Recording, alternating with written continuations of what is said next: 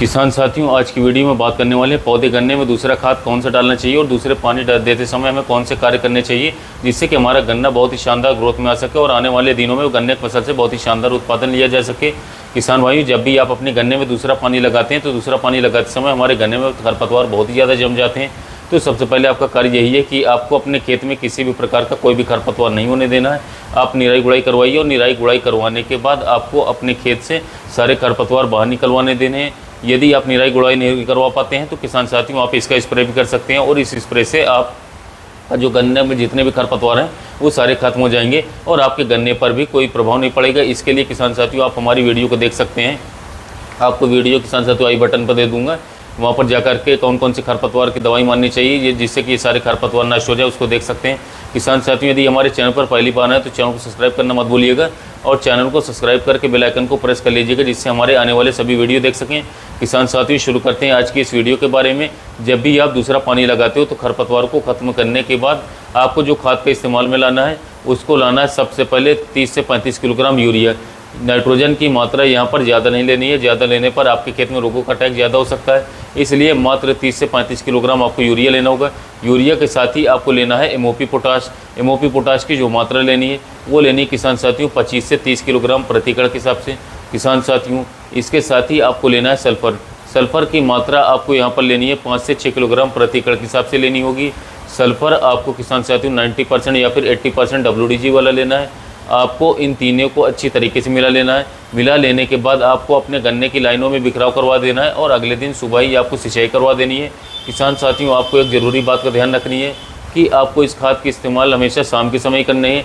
4 बजे 5 बजे के बाद ही आप शाम के समय में इस खाद का इस्तेमाल करें और अगले दिन सिंचाई करवा दीजिए। यदि सिंचाई करने के बाद भी आप इसका इस्तेमाल करते हैं तो सिंचाई करने के बाद भी आप इसका इस्तेमाल कर सकते हैं, लेकिन तब भी आपको शाम के समय ही इस खाद का इस्तेमाल करना है। किसान साथियों, आपको इन तीनों को लाइन में डलवा देना है, सिंचाई करवा देनी है और सिंचाई करने के बाद आपके खेत में जब पैर बैठना शुरू हो जाए तो 2 से 3 दिन बाद किसान साथियों आपको एक स्प्रे करना है।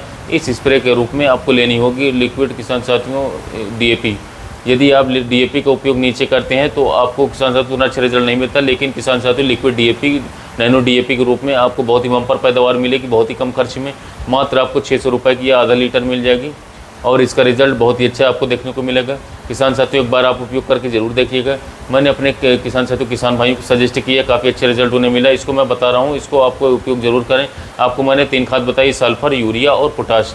आपको इनका उपयोग नीचे करना है और खाद में डालने के बाद आपको पानी दे देना है और पानी दे देने के बाद आपको लिक्विड DAP का इस्तेमाल करना है। नैनो DAP आपको 500 ml प्रति एकड़ के हिसाब से लेनी है और 500 ml प्रति एकड़ जो DAP होती है उसका स्प्रे आपको 200 लीटर पानी में मिक्स करके स्प्रे करवा देना है। किसान साथियों, आपके जो खेत हैं उसको फास्फोरस, नाइट्रोजन, पोटाश और सल्फ़र सभी किसान साथियों पोषक तत्व होते हैं, उनकी पूर्ति हो जाएगी और आपके गन्ने की फसल बहुत ही शानदार ग्रोथ में आ जाएगी।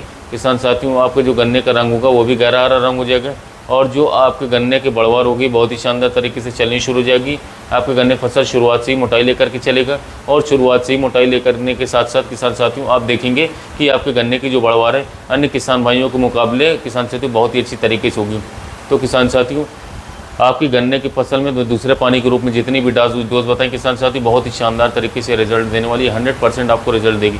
यदि जो मैंने दोनों खाद बताई यानी कि जो जड़ से देने वाली और जो ऊपर से स्प्रे करने वाले, इन दोनों को आप अपने गन्ने की फसल में उपयोग कर लेते हैं किसान साथियों, कोई भी कारण नहीं बचेगा कि आपकी गन्ने की फसल अच्छी मोटाई में ना आए, अच्छी लंबाई देखने को न मिले, ग्रोथ अच्छी देखने को मिले, ग्रीननेस में काफ़ी अच्छे तरीके से पौधा आ जाएगा, हरी भरी पत्तियाँ हो जाएंगी, जड़ों का विकास बहुत ही तेज़ी से होगा जिससे कि फालतू पड़ी खादों को अवशोषित करेगा पौधा और एक शानदार उपज भी हमारे गन्ने की फसल देगी और इसके साथ साथ गन्ने की फसल में रोग प्रतिरोधक क्षमता भी बढ़ जाएगी और गन्ने में किसान साथियों दूसरे किसान भाइयों के मुकाबले आपके खेत में एक अलग ही ग्रीननेस देखने को मिलेगी।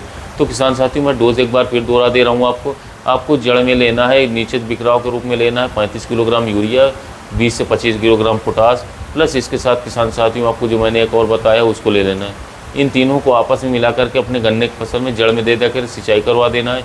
इसके बाद किसान साथियों आपको जो मैंने स्प्रे में बताया स्प्रे में आपको ले लेना है। स्प्रे में लेने के बाद किसान साथियों मात्र आप 3 से 4 दिन बाद देखेंगे कि आपके गन्ने की फसल में बहुत ही शानदार रिजल्ट देखने को मिलेगा।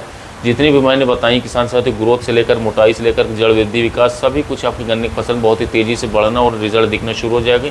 तो यह थी किसान भाइयों गन्ने की फसल में ग्रोथ के बारे में जानकारी। वीडियो अच्छा लगा हो चैनल को सब्सक्राइब कर लीजिएगा, वीडियो को लाइक करिएगा। मिलते हैं नए वीडियो में नए टॉपिक के साथ।